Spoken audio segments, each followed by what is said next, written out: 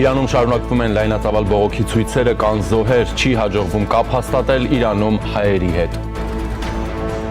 Իշխանության լեգիտիմության հարցը լուծված է, իրավակարգինը ոչ, ինչ է առաջարկում վարչապետը, քննարկում են դատական գործերի քննության ողջամիտ ժամկետների պահպանման խոչընդոտները։ Ինչու է ուշանում արդարադատությունը, տղավարի հարցերը լուծելու փոխարեն պետք է լուծվեն սահմանադրորեն։ Բարի օր, դուք դիտում եք առաջին լրատվականը, ես Ժիրայր Ոսկանյանն եմ, ուղիղ եթերում մեկնարկում ենք կարևոր թեմաների քննարկումը։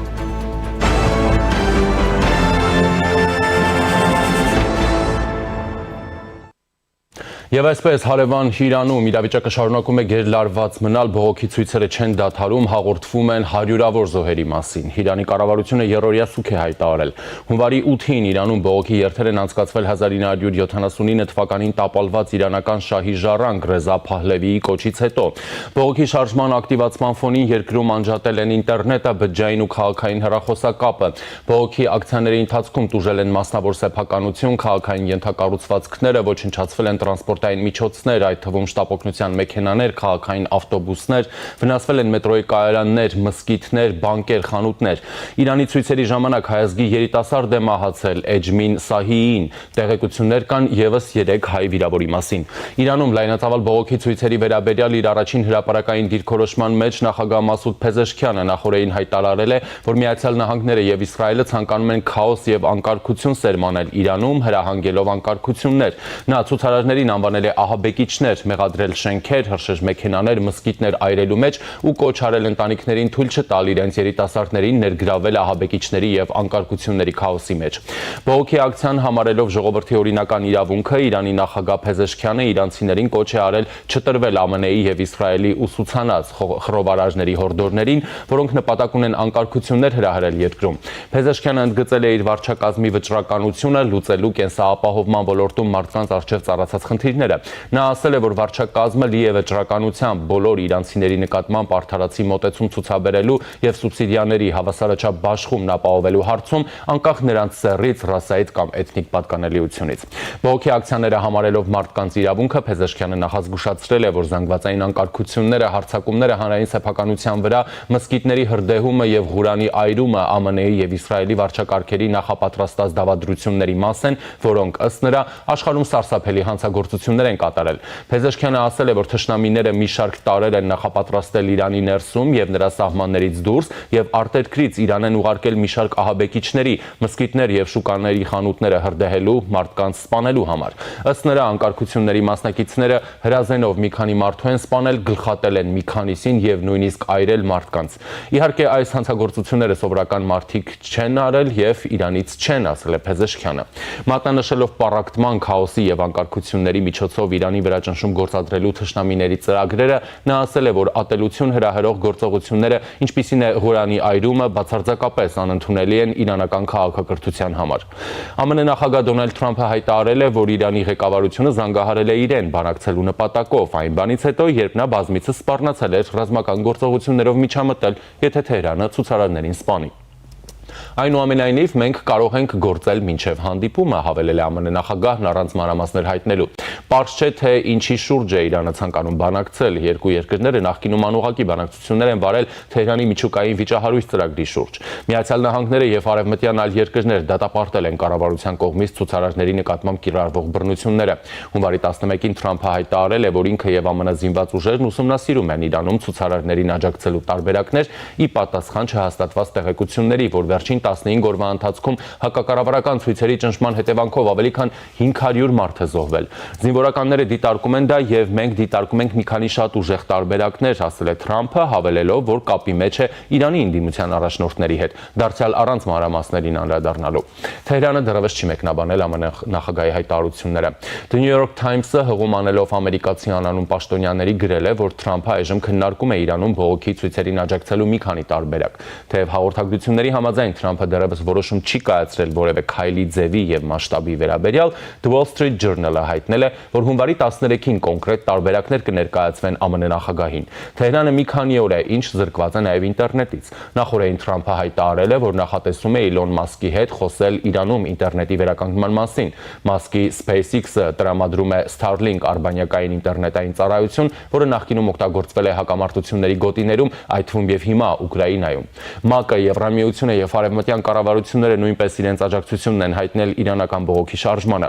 ՄԱԿ-ի գլխավոր քարտուղար Անտոնիո Գուտերեշը հայտարարել է, որ ցնցված է ցուցարարների դեմ բռնության մասին հաղորդագրություններից եւ կառավարությանը կոչ է արել զսպվածություն ցուցաբերել ու զերծ մնալ անհարկի կամ անհամաչափ ուժի կիրառումից, Եվրամիությունից էլ հայտարարել են, որ պատրաստ են պատժամիջոցների։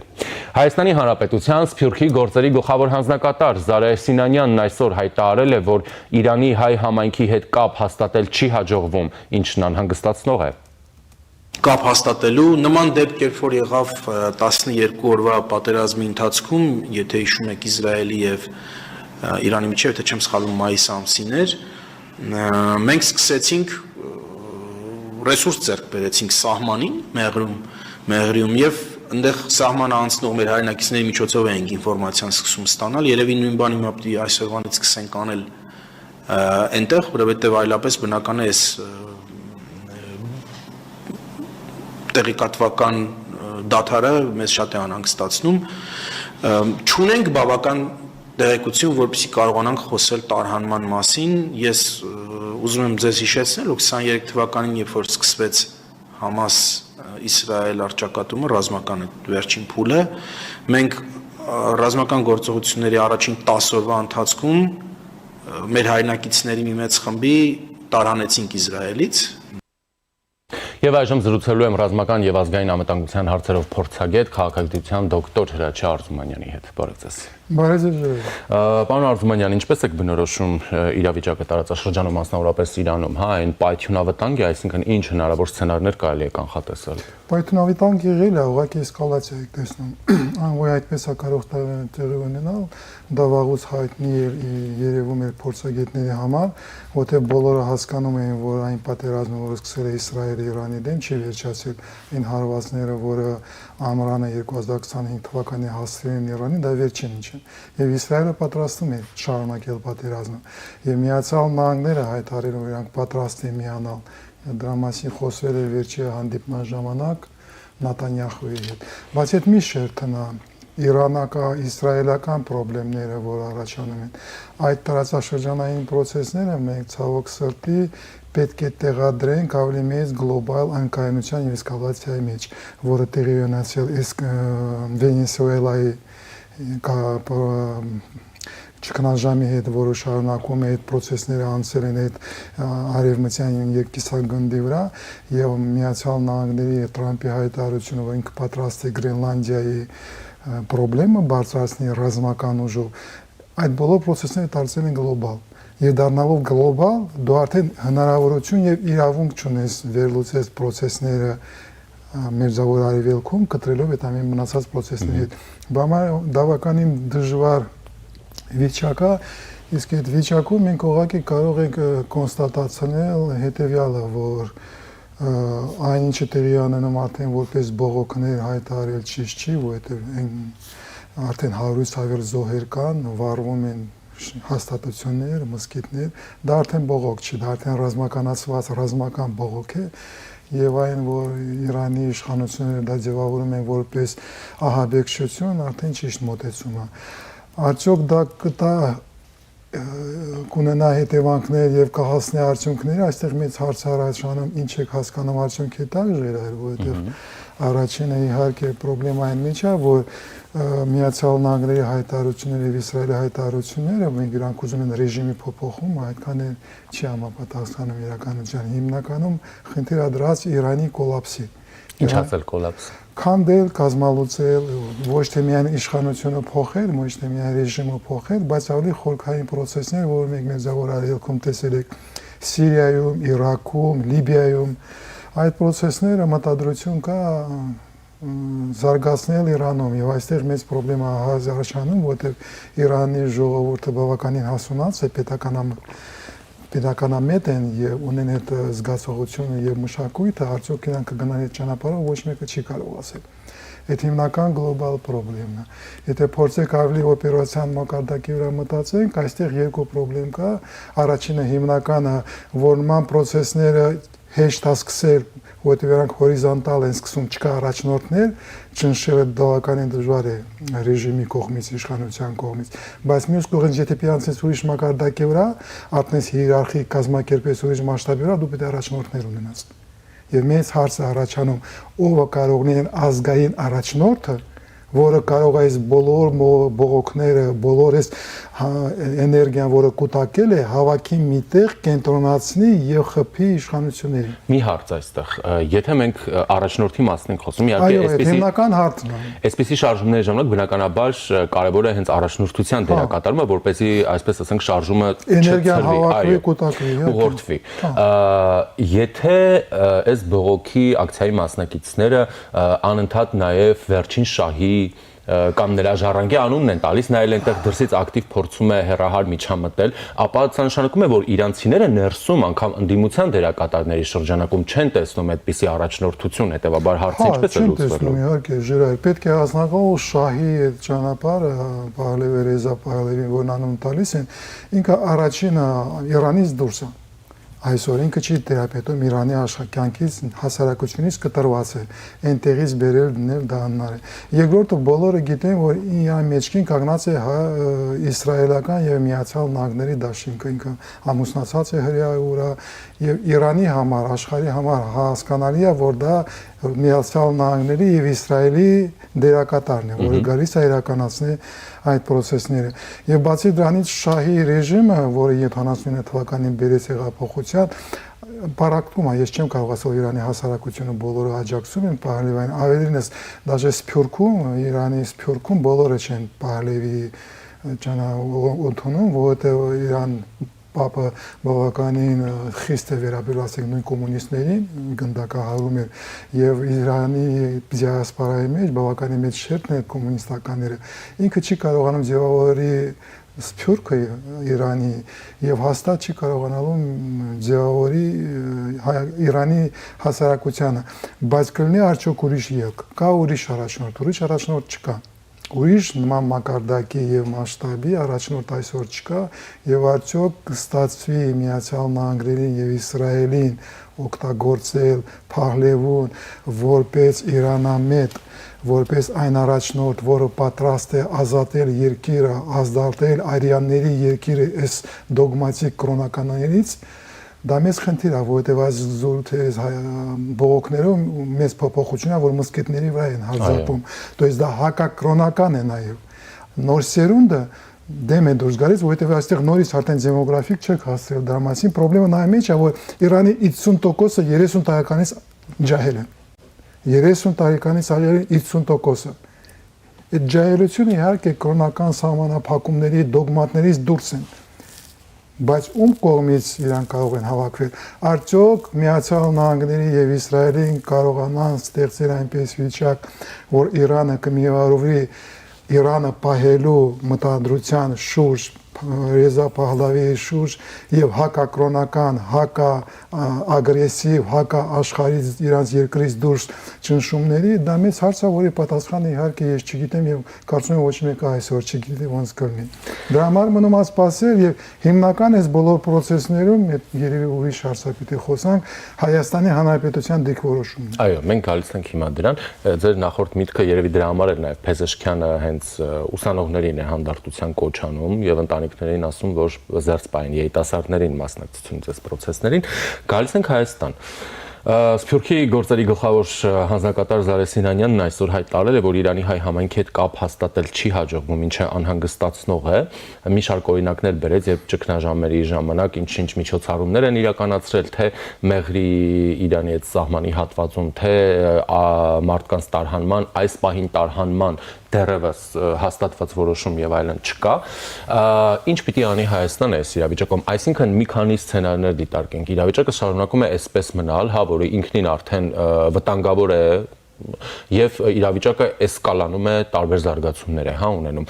Հայաստանի գործողությունները, որոնք պետք է լինեն, հավանական ինչ սցենարներ են դիտարկում, կոլապս, ռեժիմի փոփոխություն կամ այս անկայուն վիճակի եւ սպանությունների շարունակություն, այդ դեպքում ինչ պետք է անենք։ Սկսեմ վերջից, առաջինը դու պիտի պատրաստ ես բոլոր սցենարներին, որը դու ասել ես, նաև կա մի 4-5 սցենար, որը դու չես ասել, ես հիմա չեմ ուզում կենտրոնանալ այս սցենարները կշարքեմ, որտեղ մի կես ժամում չեք կարողանալ։ Հիմնականը Հայաստանը որպես պետություն եւ մենք որպես ազգ պիտի պատրաստ ենք բոլոր սցենարներին, այդ հիմնականն է։ Երկրորդը, թող ինձ նայերի Զարե Սինանյանը, բայց այդ խնդիրը իրան խնդիրը չի։ Այդ խնդիրը պիտի դրացնի իրանց առաջ ազգային անվտանգության ծառայությունը եւ պաշտպանության նախարարությունը եւ անվտանգության խորհուրդ։ Անվտանգության խորհուրդը հասկանալի որպես կոորդինացնող, ուժային հաստատությունների կոորդինացնող, դա խնդիր է, նորից ենք կրկնում, ազգային անվտանգության ծառայության, պաշտպանության նախարարության եւ ներքին գործերի նախարարության։ Դա ուժային սցենարներ են բոլորը։ Եվ մենք պիտի խոսենք եւ նայեք մեր ուժային հաստատությունները պատրաստ են թե չէ։ Չեմ կարող ասել ներքին գործերի մասին, չեմ թերապետում եւ չեմ զբաղվում այդ հարցերով, բայց ես հաստատ կարող եմ ասել, որ ԱՂՑ-ն եւ պաշտպանության նախարարությունը տապալել են իրենց աշխատանքները։ Այսօր մենք պիտի արդեն ունենայինք կապ։ Այսօր մենք արդեն պիտի ունենայինք մեր ցանցը Իրանում, Թուրքիայում, Մերձավոր Արևելքում, որը մեզ հնարավորություն է տալիս ստանալ ինֆորմացիա։ Դա մի օրում չի կառուցում։ Եվ մեր ուժայինները տապալել են իրենց աշխատանքը։ Դա տապալել է Նիկոլ Փաշինյանը որպես վարչապետ, որտեղ ինքը պիտի կազմակերպված է 7 տարի չգիտեմ ինչով եք զբաղված, բարակտում եք հասարակությունը, պայքարներ եք հանորում, եւ այդ պայքարներից փորձում ենք դուրս գալ։ Դրա համար առաջինը ես տեսնում եմ, որ մենք տապալել ենք մեր ռազմական հետախուզությունը, ազգային անվտանգության հետախուզությունը Հայաստանի տարածքից դուրս, եւ դա գաղափարախոսական եւ քաղաքական որոշում է, որտեղ իշխանությունները ընդունել են, որ Հայաստանի Հանրապետությունից դուրս մենք ոչ մի բան չենք տեսնում, մենք այստեղ ենք։ Այստեղ խաղաղությունը եւ ամեն ինչ տապալվել է։ Բայց հիմնական ինձ համար խնդիրն է ամենավտանգավոր սցենարն է, որը ես տեսնում եմ, ինչ է անելու, եթե Իրանում ճգնաժամը շարունակում է խորանումը եւ այնտեղից 100,000-ավոր, միլիոնավոր փախստականներ անցնում են սահմանները։ Մի կես տարի, մի տարի առաջ հիշում եմ մենք խոսում ենք դրա մասին։ Փակում ենք սահմանը։ Ոնց է փակում։ Ում հետ համաձայնված փակում ես, Միացյալ Նահանգների հետ ես համաձայնացվում, Թուրքիայի հետ ես համաձայնացնում, Ռուսաստանի հետ ես, Չինաստանի հետ ես։ Այդ աշխատանքներն են եւ սցենարներն են, որը դու պիտի պատրաստ լինես։ Բայց այն, որ այսօր դու չունես էլեմենտար կապը եւ չգիտես էլեմենտար ինչ է կատարվում Իրանի տարածքում, ինձ թույլ է տալիս հավանականությունով ասել, որ մեր ուժային հաստատությունները պատրաստ չեն դրան։ Ես ամենազվատագույն սցենարը պետք է վերցնեմ։ Եվ հիմա այսօր մի քանի օրվա ընթացքում ճակետներում այն ժամանակը որ ունես, այդ հարցը պիտի դնես։ Ոնց ես դու կասեցնում Հայաստանի, Իրանի սահմանից հազարավոր, աստվածչանի, միլիոնավոր փախստականների անցումը, որից 95% լինելու են ազերիներ։ Ինչ է կանելու, եթե Սյունիքը եւ Արցախի տարածքը ունենա մի քանի միլիոն թուրք, ազերիներ, թուրք ոչ։ Հայաստանի Հանրապետության պատասխանը ո՞րն է լինելու։ Մենք ուղղակի մի ժամում ճակետներում կարող ենք կորցնել Սյունիքը։ Եթե դու չես պատրաստվում, կորցնելով Սյունիքը, դու կորցնում ես մնացածը, դու կորցնում ես պետականությունը։ Դες մեզ համար այ ինչ է տեղի ունենում Իրանում, որպես հետևանք, որպես զարգացում կարող է լինի հետա գոյաբանական սպառնալիք հայկական պետականության համար։ Եվ այս վիճակում առաջինը դու պիտի կանգնեցնես ներքում բոլոր պարակտման ճանապարհները, process-ները, այնինչ այսօր անում է իշխանությունները եւ կենտրոնանաս արտաքին սպառնալիքների վրա։ Եթե դրան չգնանք, հետևանքները կարող են լինել, չեմ ուզում ենթադրություններ անել, որովհետեւ պատասխանը այս ոլորտում դու չես կարող որպես հասարակություն պատասխանել։ Ես որպես փորձագետ, դու որպես ժուրնալիստ, մենք որպես հասարակություն պատասխանում արձագանք պատրաստել նման մարտահրավերին, ուղղակի հնարավորություն չունենք։ Պիտի աշխատեն ուժային հաստատությունները, պիտի աշխատի իշխանությունը կենտրոնական Նիկոլ Վավայևիչը։ Շատ լավ, երբ մենք խոսում ենք օրինակ այդ հնարավոր միգրանտների հոսքերի մասին, հա, տարբերակներից մեկը, այսպես ասենք, Եթե ամենավատ սցենարը չենք գա, որ Իրանը տարողվում է կամ ինչ-որ բան է տեղի ունենում։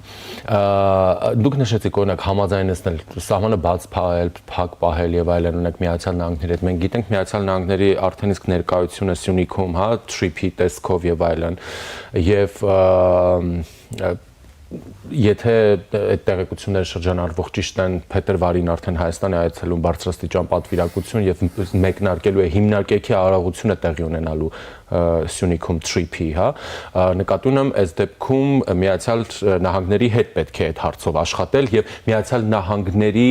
ռեկոմենդացիաներին հետեւել։ Դրանից սկսել ենք մեր զրույցը, չէ՞, Ժերայր, որ այս խնդրումը տարածաշրջանային եւ գլոբալ խնդրեմ է։ Այստեղ որոշում են ուժային կենտրոնները։ Եվ դու պիտի հասկանաս, ինչ ուժային կենտրոններ ազդում են process-ների վրա Իրանում։ Դա Միացյալ Նահանգներն է, Իսրայելն է։ Թուրքիան երևի նույն ձևի խառնում է, բայց հրապարակորեն դա չի անում, բայց հաստատ ունի ազգային շահեր, ազերիների հետ կապված Արևմտյան Ադրբեջանում եւ դրա համար հաստատ խառնվում է իմ կարծիքով, բայց ես փաստեր չունեմ։ Դրա համար դու պիտի համաձայնեցնես քո քայլերը այդ ուժային կենտրոնների հետ։ Հասկանաս իրանք ոնց են տեսնում process-ները։ Դու չես կարող հակադրել այդ process-ներից, բայց բացատրել Հայաստանի շահերը, որը համընկնում են trip-ի շրջանով Միացյալ Նահանգների հետ, ասել մեր շահերը նայեն, որ այստեղ թարման չանցնեն եւ խնդրել օգնեն մոզմայ կազմակերպեն։ Ոչ թե ֆիզիկապես կազմակերպեն, մեր ռազմական ուժերը ԱԸՑ-ն որպես կազմ հաստատ կարող են այդ խնդրեմը լուծել։ Ուղղակի այնտեղ լինելու են շատ խիստ մեթոդներ։ Իսկ դա խնդիրները չի բերի, օրինակ եթե Հայաստանը համաձայնեցնում է տարբեր սցենարներ Միացյալ Նահանգների հետ, այս սցենարի դեպքում գործում ենք այս ձև, այս մի սցենարի դեպքում այլ ձև եւ այլ, Իրանի հետ դա խնդիրներ չի բերի մեզ։ Մենք պիտի մտածենք մեր մասին, Ժերայր։ Դու ճոխությունը չունես Իսրայելի շահերը գնահատես ավելի բարձր, քան թե Իրանը իր դիրքորոշում Արցախյան պատերազմի ժամանակ ցույց է տվել։ Եթե Իրանը միջամտածելն է այսքան, մենք ունենք ուրիշ լուծում։ Ինձ համար այս մոլաները ներեցեք, որևէ դրական գնահատական նեսս չունեն, ներեցեք, չդիմացա։ Դրա համար այստեղ ես մտածում եմ իմ շահերից մասին, իմ պետության, իմ ազգի շահերից։ Իմ շահերը պատրաստվում են, պարտադրում են, որ ես գամ համաձայնության ուժային կենտրոնների հետ, որոնք հիմա փոխում են, փոխում են process-ներ են սկսել Իրանի շուրջ։ Եվ երկրորդը, որը հիմնական է ինձ համար, ինչ արդեն չեք կարողանալ ասելու, բայց չեք կարողանալու։ Լավ կլինի, եթե այդ սահմանին չլինի ռուսական ներկայություն գլոբալ։ Լավ կլինի, որ հավասարակշռումից հանված լինի։ Մենք չեք հասցրել դա անել։ Բայց այս իրավիճակում դա ինչպես է։ Վենեսուելայում մենք տեսնում ենք, Վենեսուելան է մեծ հույսեր է կապել Չինաստանի, Ռուսաստանի հետ, չի աշխատել։ Նույն ձևի այստեղ էլ նույն ձևի չի աշխատում։ Դուք ակնարկում եք, որ հենց եթե զուտ իրանական այս զարգացումների համատեքստում ենք դիտարկում։ Ռուսաստանը կարող է գնա պրովոկացիա պայթացնել Հայաստանը։ Ինչպես օրինակ։ Ներսից դու ինքը Ռուսաստան ունի ռազմական ներկայություն Հայաստանում եւ ունի իրանց ազգային անվտանգության FSB-ի ներկայությունը։ Պայթեցնել այդպես երկիր ոնց այսօր Հայաստանն է, որը պաշտպանված չի, որի ազգային պաշտպանության համակարգը մեղմ ասած թուլացված է իշխանության գործողությունների հետևանքով, որտեղ իմ ԱԱՑ-ն զբաղված է իշխանությանով, կրոնով զբաղված, հայ առաքելական եկեղեցու զբաղված, ոչ թե Իրանով։ Այդ վիճակում իրանք չեն կարողանալ այդ խնդրեմը լուծել, ցավոք սրտի, Ժերայր, եւ պայթեցնել Հայաստանը ներքից հիմա շատ հեշտ է։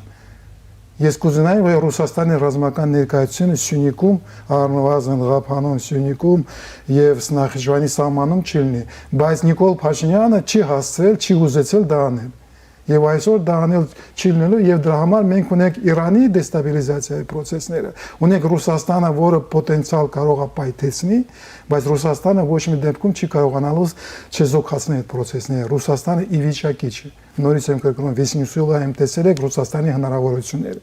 Այստեղ Ռուսաստանի հնարավորությունները ավելի սահմանափակ են, քան թե եղել է Վենեսուելայում։ Ռուսաստանը այդքան ռազմական ներկայություն Հայաստանում չունի, ինչքան ունեցել է Վենեսուելայում, այդքան ազդեցություն չի ունեցել։ Դրա համար մենք կանգնած ենք շատ մեծ խնդիրների, որոնք իր բնույթով ներքաղաքական են Հայաստանի Հանրապետության ներքո, մեր ազգային անվտանգության եւ պաշտպանության համակարգը արդյոք պատրաստ է նման էսկալացիա եւ ճգնաժամային, խորքային ճգնաժամին, որը մենք արդեն ունենք։ Ինչ է անում վատագույն սցենարում, մենք ունենք տարածաշրջանային ճգնաժամ եւ տարածաշրջանային պայթում, որտեղ Իրանը Մերձավոր Արևելքը կարող է ոտնի բարձրանալ պայթի, եւ մենք պիտի դերքսևորենք ոնց ենք ձևավորում մեր հարաբերությունները, այսօր չեք խոսել Թուրքիայի վարք Ալեպոյում, այնտեղ Սիրիայի, այնտեղ էլ այն մեջ կարող պայթի։ Եվ այդ ամենը տեղի ունենում գլոբալ անկայունության եւ ճգնաժամի մեջ, երբ կարող է վաղը բարձրի, որ ՆԱՏՕ-ն կազմալուծվում է։ Եվրոպան որպես ուժային կենտրոն այդպես էլ չի ձևավորվել, եթե ՆԱՏՕ-ն դեմոնտաժի է ենթարկվում, Եվրոպան չի հասցրել հավաքվել, ինչ է անում, որտեղ Եվրոպան որպես կենտրոն չկա, մնում է Միացյալ Նահանգները, մնում է Չինաստանը, մնում է Ռուսաստանը, երեք ուժային կենտրոններ, որը կարող են այդ խաղը խաղալ, ուրիշներ այսօր չկա։ Եվ դրա համար մենք այդ հարցերը պիտի դնենք։ Ես որպես փորձագետ գիտնական այդ հարցերը դնում եմ եւ փնտրում եմ, փորձում եմ գտնել լուծումներ։ Անել գրառումներ Facebook-ում, ցանցում, ձեզ հետ եմ զրույցում, բայց դա շատ ու շատ քիչ է։ Դուք որպես ժուրնալիստ այս ամենը կազմակերպել եք, դա էլ է շատ քիչ։ Ես կուզենայի այսօր բարձաբանումներ իշխանության կողմից, Նիկոլ Վովայևիչի կողմից, ոչ թե նորից ենք Սինանյանի կողմից, պարոն Սինանյանի կողմից, որ հետ ես ոչ մի խնդիրներ չունեմ, բայց խնդրի ճգնաժամի խորությունը այնպեսն է, որ Նիկոլ Փաշինյանը պիտի հետ թողնի հայ առաքելական եկեղեցին, հետ թողնի գնալ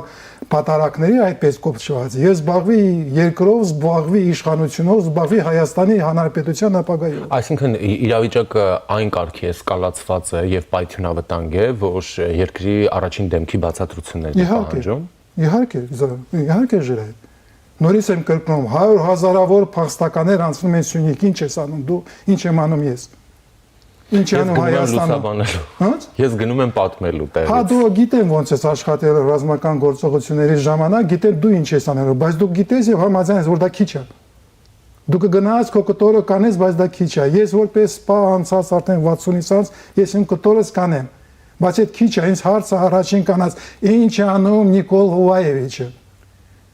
Ինչու ինքը չի թարգում այս ընտրական արշավը հայ առաքելական եկեղեցու վրա հարձակումը եւ չի զբաղվում պետությունով, չի զբաղվում Հայաստանի ապագայով, Հայաստանի պետականության ապագայով։ Հիմա վտանգի տակ կարող է դրված լինի մեր պետական ինքնաիշխանությունը։ Եվ ես ուզում եմ, որ իմ պետական գործիչները, իմ քաղաքական գործիչները, Նիկոլ Փաշինյանը, ԱԱՑ-ի ղեկավարությունը բարձր, Պաշտպանության նախարարության ղեկավարությունը բարձր, ներքին գործերի նախարարությունը զբաղվեն իրաց ուղղակի պատասխանատվության գտնող խնդրերով։ Իշխանությունը պահելը, իշխանությունը փոխվելը այնքան չին խնդիրներ են այս դարաշրջանում, որ Նիկոլ Վովայևիչը հաստատ կորցնելու է իշխանությունը, եթե այդպես շարունակի։ Իսկ պարոն Արզումանյան, ձեր ասածը գուցե այնպիսի աշխատանք է ենթադրում, որը հանրային, այսպես ասենք, աչքից հեռու պետք է արվի, թե գիտես, որ ես համապարփակ պաշտպանության եւ մոտեցումն եմ, ես հաստատ գիտեմ, որ ցավոք սրտի ինձ համար Հայաստանի պետական հաստատությունները ունեն այն ներուժը, ինտելեկտուալ, փորձական եւ այլ, որ այդ խնդիրների եւ այդ մարտահրավերների պատասխան պատրաստեն։ Դու պարտավոր ես օգտագործես քո ազգային ներուժը։ Դու ունես սփյուռք, դու ունես Սփյուռքում գնդապետներ, գեներալներ, որ այդ փորձը ունեն, որը գիտեն Իրանը, գիտեն Մերձավոր Արևելքը, դու պարտավոր ես փորձել հավաքել այդ ներուժը, կենտրոնացնել համապարփակ պաշտպանության եւ անվտանգության համակարգի ներքո եւ օգտագործել քո ազգի ներուժը։ Միայն Հայաստանի Հանրապետության պոտենցիալը, հասարակությունը այս շրջանայի, այս տարածաշրջանային գլոբալ process-ներով դու չես կարողանալ ժրայր։ Դու չունես այդ տնտեսական, ոչ թե միայն ինտելեկտուալ տնտեսական փորձը, գիտելիքները։ Դու պարտավոր ես հավաքել եւ Նիկոլ Փաշինյանի հայ առաքելական եկեղեցու կաթոլիկոսի միայն խնդիրը, որը պիտի լուծեն, ոնց հավաքեն այդ ներուժը։ Եվ նրանք պիտի անեն միասին, տանդեմով։ Հայ առաքելական եկեղեցու կաթոլիկոսը հավաքելով մնացած հայկական եկեղեցիների մի կողմից, Նիկոլ Փաշինյանը հավաքելով պետական եւ քաղաքական ներուժը եւ դերակատարներին միասին փոխգործակցելով փորձեն ձևավորել պատասխան այս մարտահրավերներին գոյաբանական իր բնույթով, որը աշականած է Հայաստանը։ Եթե իշխանությունը դա չի անում, հետևանքները կարող են լինել ֆատալ։ Այս իրավիճակում վերջին հարցը. պահպանվում է Ադրբեջանի կողմից հնարավոր, այսպես ասեմ, սադրանքը։ Ադրբեջանը ի տարբերություն Հայաստանից վարում է փայլուն կասեմ այդպես դիվանագիտություն, ռազմավարություն եւ քաղաքականություն։ Եվ Ադրբեջանը կհամաձայնեցին իր քայլերը Թուրքիա եւ Իսրայելի հետ հիմնական դերակատարների այս process-ների մեջ։ Ես Ադրբեջանի մասին չեմ մտածում։ Ադրբեջանը ուղղակի կից է Թուրքիա եւ Իսրայելի Փարքաստու դառնալ կից Միացյալ Նահանգների չստացվեց։ Ադրբեջանը փորձեց, բայց չստացվեց։ Դրա համար մենք ունենք հնարավորություն ձևավորել հաստատություններ կապել Միացյալ Նահանգների հետ։ Դու ասել ես, որ Վենսը գալիս է, բայց եթե այդ կապերը հաստատելու համար դու պարտավոր ես վերականգնես քո հարաբերությունները եկեղեցու հետ։ Որտեղ այսօր Միացյալ Նահանգների ադմինիստրացիան քրիստոնեությունը ստարկել է որպես գաղափարախոսություն, գաղափարախոսություն է ստացել քրիստոնեությունը, եւ դեպի դուրս գած դիմավորես Միացյալ Նահանգների միասին կաթոլիկոսը եւ բարձր քաղաքական եւ պետական մարմին զբաղեցնող Նիկոլ Վովայևիչը։ Եթե Նիկոլ Վովայևիչը այդ խնդրը չլուծի, մենք կկանենք այդպես ձևավորեմ լուրջ խնդիրների առջև։ Շնորհակալություն։ Շնորհակալություն ձեզ։ Զրուցակիցս ռազմական եւ ազգային անվտանգության հարցերով փորձագետ քաղաքագիտության դոկտոր Հրաչյա Արզումանյանն էր։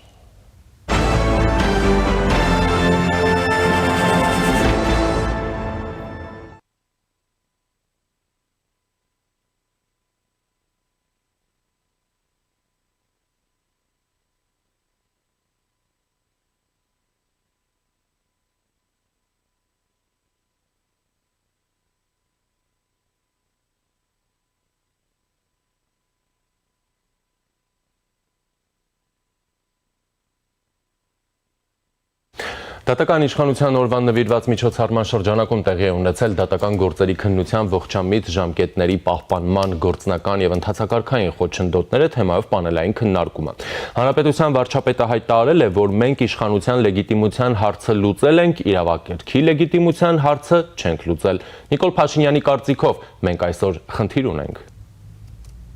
Ոնց ենք լուծել իշխանության լեգիտիմության հարցը։ Ընտրությունների արդյունքները կասկածի տակ չեն, բայց այն ընտրությունը, որով իրավակարգը հաստատվել, այսինքն հանրաքվեն, դրա արդյունքները միշտ են եղել կասկածի տակ եւ այսօր էլ են կասկածի տակ։ Եվ քանի դեռ այդ կասկածը չի վերացել, իրավակարգի լեգիտիմությունը բանի նման, վիրուսի նման մեզ քայքայելու է։ Մենք տենց էլ չենք հասնելու ոչ արդարության, ոչ արդարադատության, որովհետև դա ի վերջո առաջին հերթին զգացողություն է։ Մեկը ինչ ուզում եք արեք, դա առաջին հերթին զգացողություն է։ Մարդը, քաղաքացին, մենք բոլորս պիտի ունենանք այդ զգացողությունը։ Իսկ մենք չունենք այդ զգացողությունը, ես չգիտեմ, եթե ներկաները ունեն բոլոր այդ զգացողությունը, բայց ես համոզված եմ, որ Հայաստանում մեծամասնությունը, ընդ որում սովորաբար տենց է, իշխանությունն ասում է, չէ, մեր երկիրը ամենաարդար երկիրն է, հանրությունն ասում է, չէ,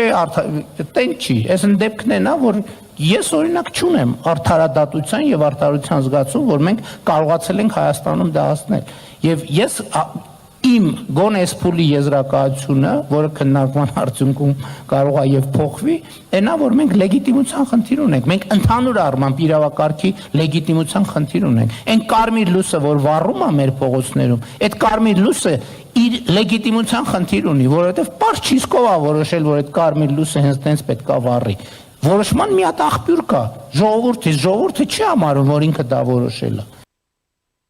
Վճռաբեկ դատանի նախագահ Լիլիթ Թադևոսյանն էլ նշել է, որ ուշացած արդարադատությունը առաջացնում է հանրային վստահության դեֆիցիտ։ Երբ խոսում ենք ողջամիտ ժամկետների մասին, մենք առաջին հերթին արդարադատության արդյունավետության մասին։ Արդարադատության արդյունավետությունը ամենևին չի սահմանափակվում ժամկետներով, խոսքը գնում է թե որակի մասին, թե միաժամանակ արագության։ Անվիճելի է, որ ուշացած արդարադատությունը ունակ է վերածվելու իրավաբանական դեկորացիայի, իրավաբանական հուշարձանի։ Այսինքն այն անցյալի փաստերը արձանագրելուց բացի պիտի դիտված լինի նաև ապագային, արդարադատության իմաստը դա է։ Բայց ուշացած արդարադատությունը բացառապես անցյալի փաստեր է արձանագրում, այն երբեմն լինում է իրավաբանորեն, որպես կանոն լինում է իրավաբանորեն գրագետ ձևակերպված, հիմնավորված ու պատճառաբանված ուշացած դատական ակտի մասին է խոսքը, բայց կորցնում է իր սոցիալական նշանակությունը։ Մինչդեռ արդարադատության հիմնական նպատակը դա սոցիալական հավասարակշռության ապահովումն է։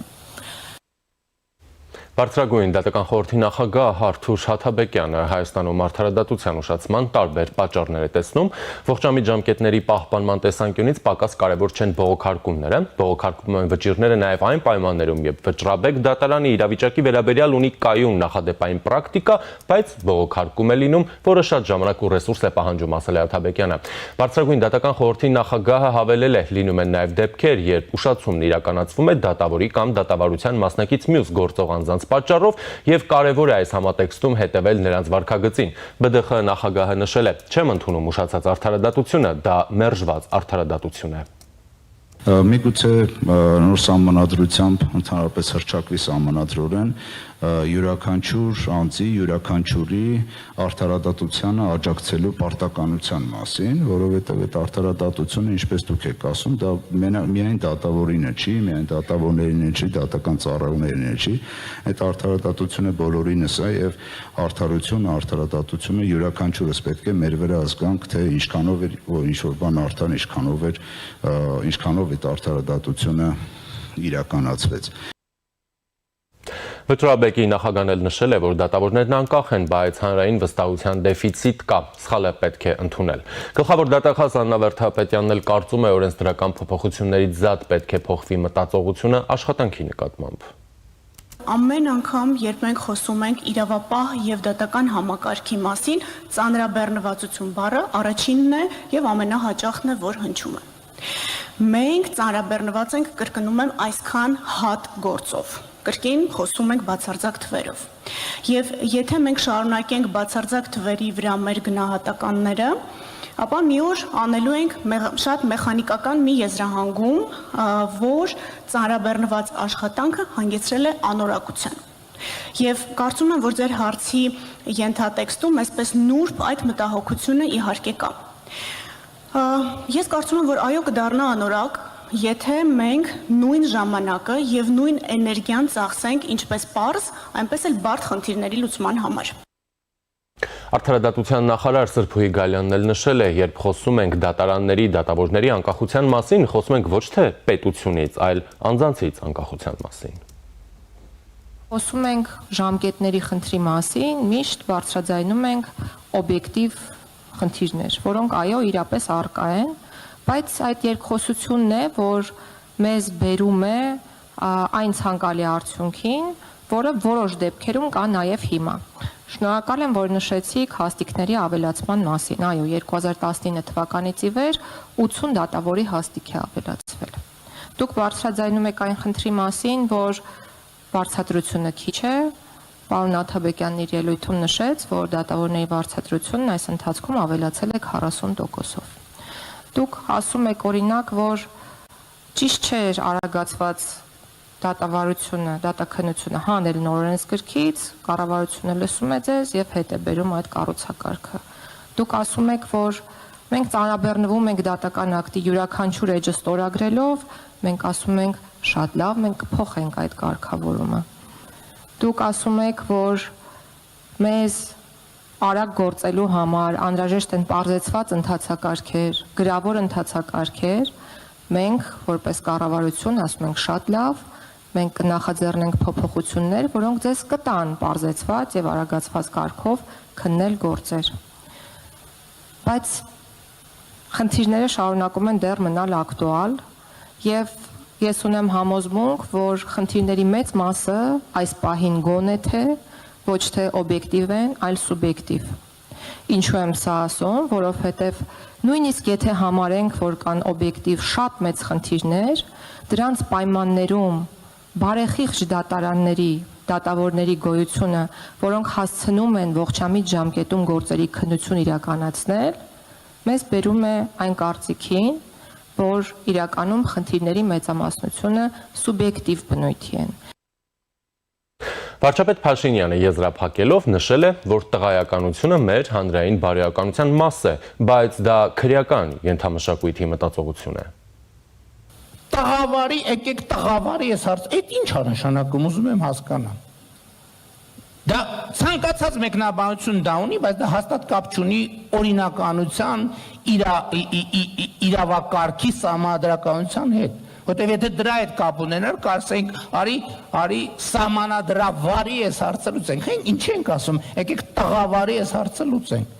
Եվ ես ասում եմ, քննարկումներում ամենահրապարակայինում պակաս, բայց եւ որ դռնփակ քննարկում ալնում, եկե բառեր են հնչում,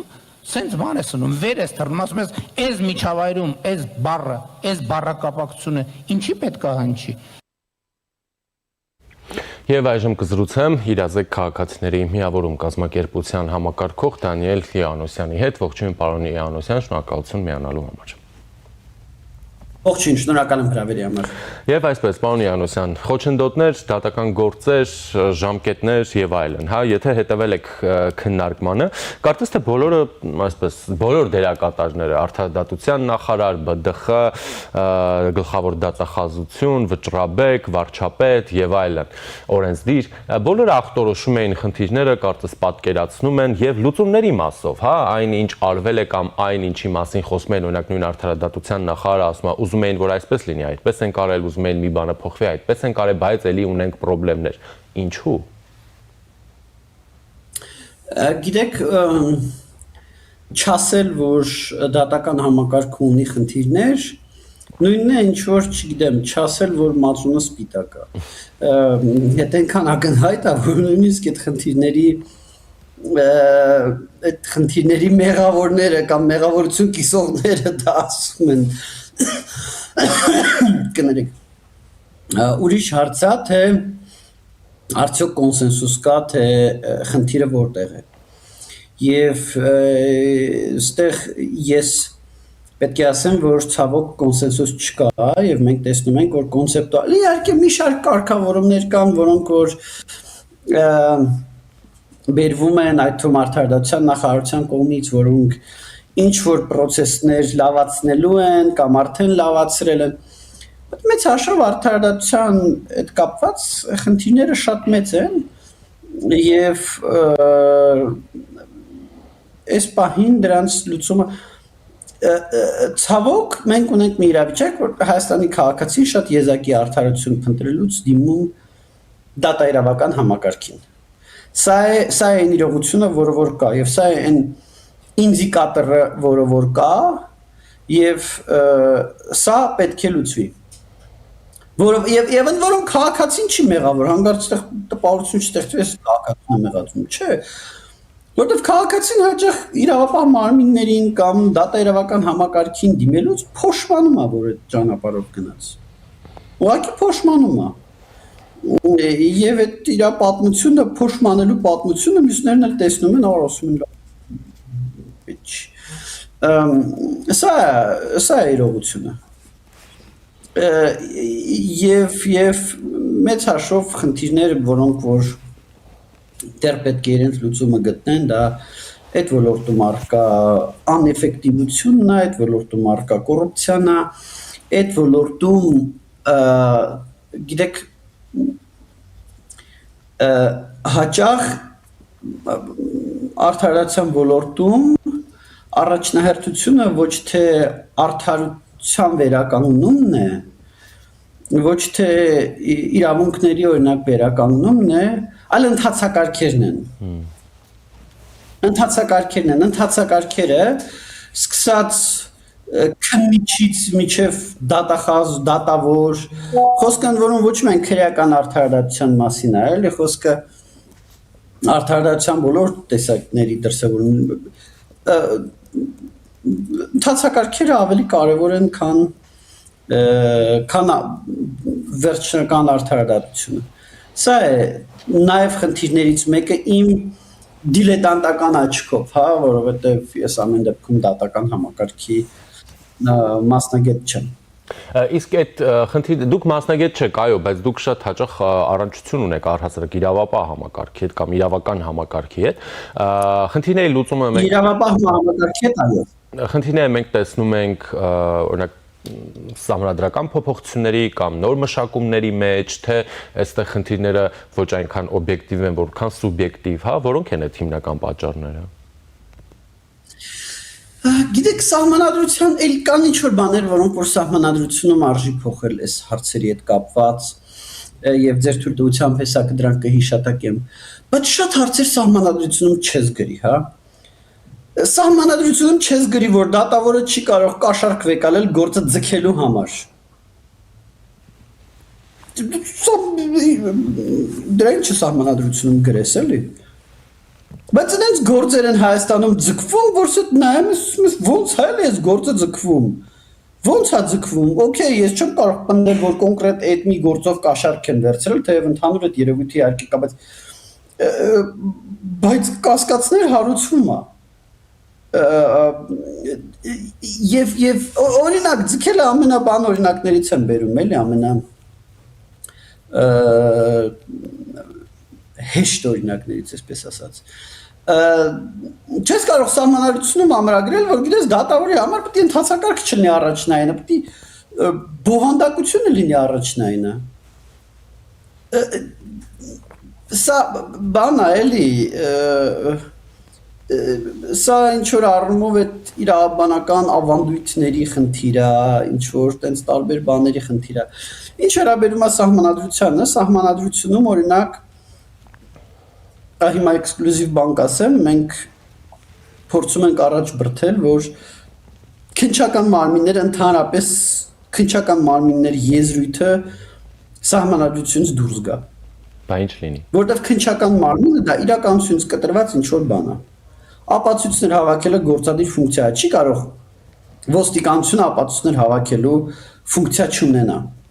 Չի կարող, դա արդյունավետ երբեք չի լինելու։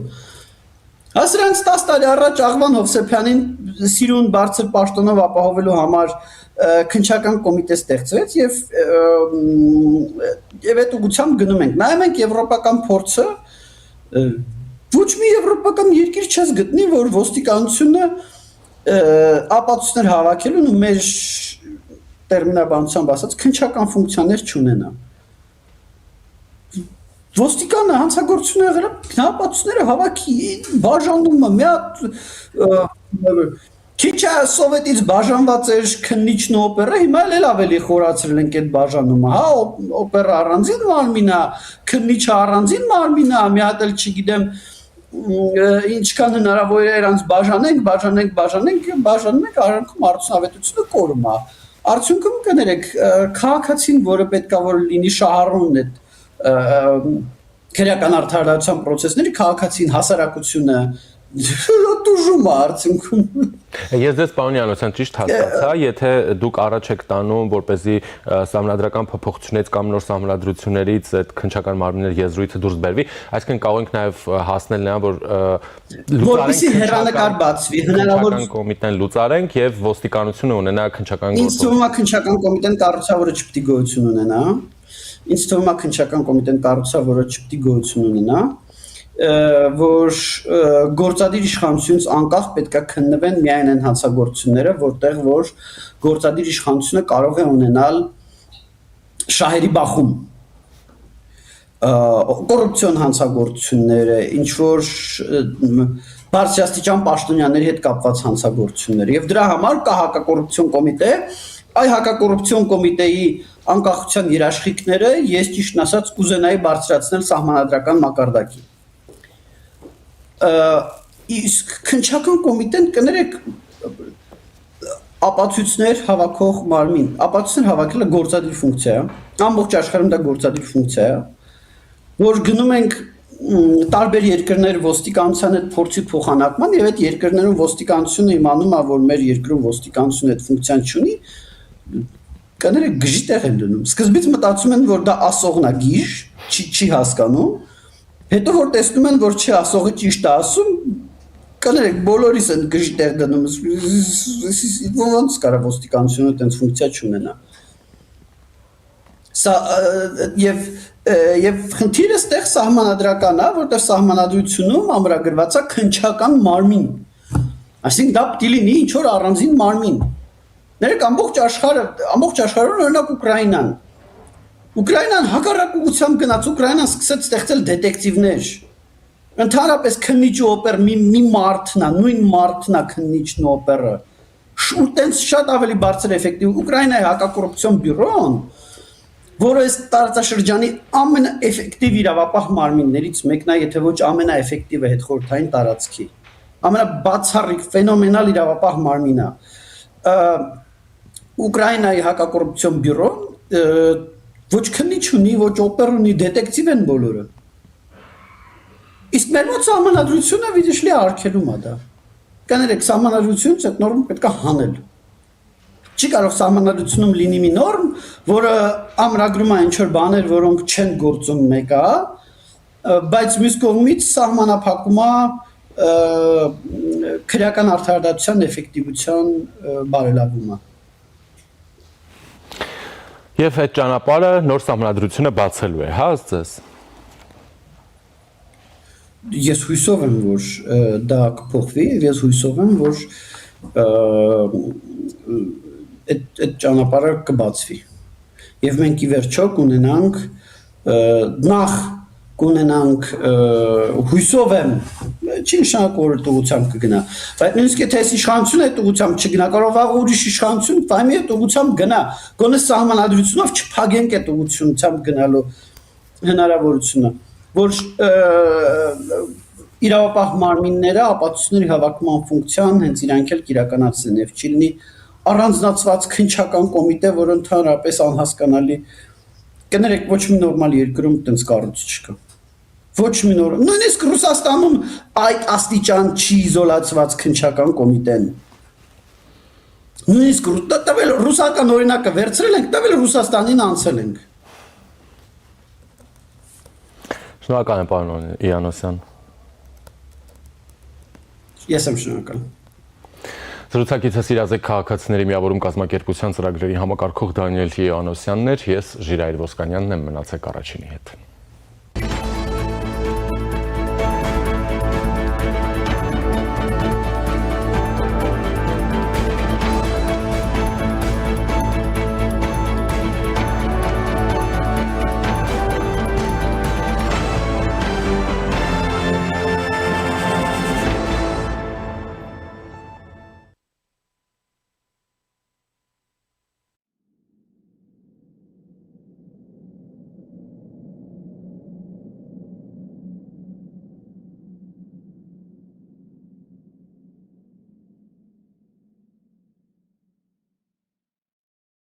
Ասել էինք, չէ, դեկտեմբերը նվերաշատ է։ Մինչև դեկտեմբերի 31-ը Fast Bank-ի ցանկացած վիզա ակնքարտով գնիր ֆիլմի 1 տոմս Cinema Star-ի Dalma եւ Rio մոլերի մասնաճյուղերից եւ երկրորդ տոմսը ստացիր նվեր։ 2 տոմս, 2-ը նվեր։ Եվ այսպես շարունակ։ Եթե չունես վիզա ակնքարտ, պատվիրիր Fast Bank Mobile-ով։ Դե ինչ, բարի դիտում։